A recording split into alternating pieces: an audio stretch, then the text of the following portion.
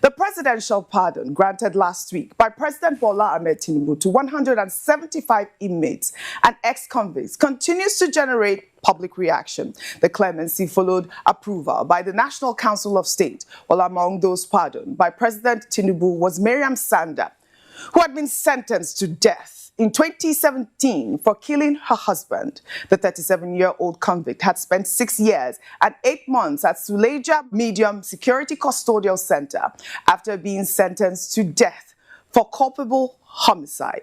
Her pardon sparked widespread criticism. In response, presidential spokesperson Bayo Ononuga said that Sanda's family pleaded for her release in the best interest of her 2 children, adding that the plea was also anchored on her good conduct in jail, her remorse, and her embracement of a new lifestyle, demonstrating her commitment to being a model prisoner. Sanda was arrested in November 2017 for stabbing her husband to death over alleged infidelity. She claimed her husband died after falling on a broken shisha pot during an argument. Rufai, we took this story back in, I believe, when she was sentenced, it was heartbreaking to hear the circumstances that surrounded her death. And I'll take some reactions because the story has generated quite a few on social media, X, Instagram, and of course, Facebook. And I'll take Obiora, who wrote, "You can call it mercy,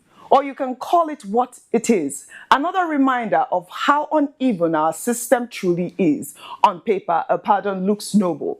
A show of compassion, a second chance, the image of a just leader extending grace. But in a country where justice bends for the powerful, mercy stops feeling like principle and starts to look like privilege.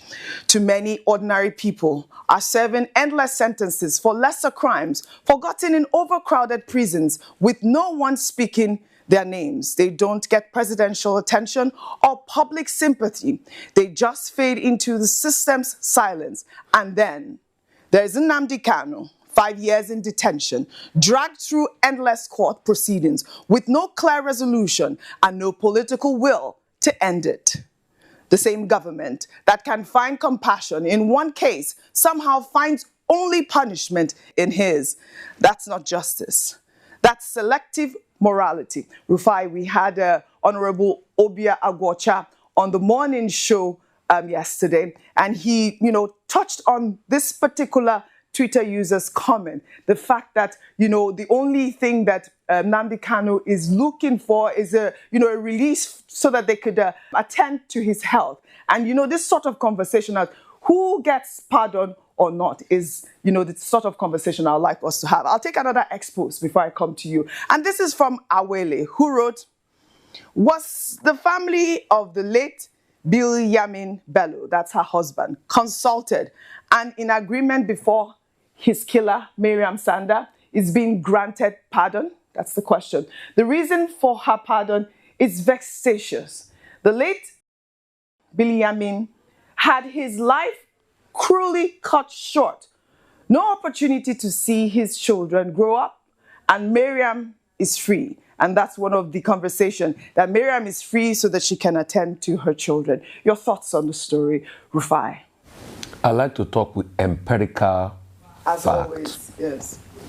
Presidential pardon, offense committed, October 2025. Drugs, 29.2%. Unlawful mining, 24%. Homicide, 13.5%. Fraud and corruption, 12.3%. Hijacking, 5.3%. Firearms, 2.3%. Robbery and theft, 2.3%. Human trafficking, 1.8%. You see, at these rates, let's all go mad together. Because if we have now become a nation where we pardon criminals that our institutions fought hard to convict, then President Tinubu, your next pardon, I have some names for you. You must pardon Lawrence Omaji Akpo Anini. You must pardon Oyenusi, the criminal. You must pardon Shekau. Look at the joke Nigeria has become. You pardon all these people that have perpetrated heinous crimes, then you now have to drag the name of Herbert Macaulay in it to make it look legitimate. You now have to drag some of our founding fathers in it to make it, after you pardon all the criminals. Look at Farouk Lawan. There was a sting operation where the state security agencies, they were the ones that baited him with the bribe, the marked notes. He pardoned him.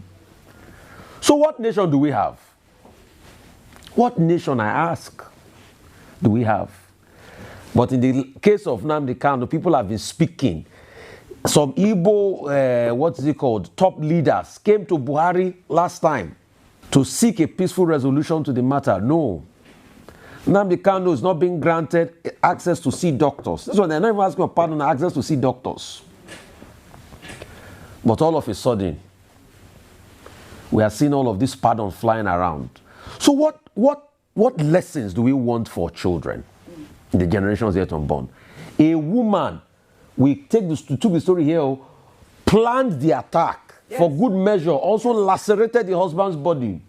You say you talk to the woman's family before you pass. So the husband family, they have nothing. How would the husband family feel today? And that's the right question. See, the prerogative of mercy is expected that a president will be able to, dispense that prerogative reasonably. But as it is today, like somebody was saying today, I think they should be adding civil society so that we can circumvent the names brought forward. You see, our nation has just become a joke where anything happens. At this rate, we'll start pardoning certificate forgers if they will not even give themselves pardon already. Right. So what kind of nation are we living in? What kind of generation do we want to give? What kind of country? How would they give themselves pardon? Tell me. How would they pardon themselves once they forge the certificates? No, people like Nnaji that their allegations are certificate forging. Yes.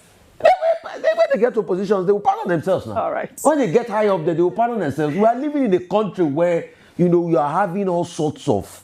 let me read a newspaper article that was written many years ago for you, Oji, where somebody was saying that people of questionable characters will be the one ruling Nigeria over the years to come. See, New Breed newspaper, this was in 1990s something, where they were saying drug barons may determine the political future of Nigeria. These are the these are the issues in the country. This is not nice. And please, President Tinubu, with due respect, let's stop all of this. Let's make it make sense. Yes. I mean, we have to live in a country where it appears that the federal government, presents itself as being accountable, fair, and just. What is good for the goose, is that how they say it? Is good for the gander. The gander. Well, we'll continue to follow up on this story. I'm sure there will be more names that will come up from this executive presidential pardon.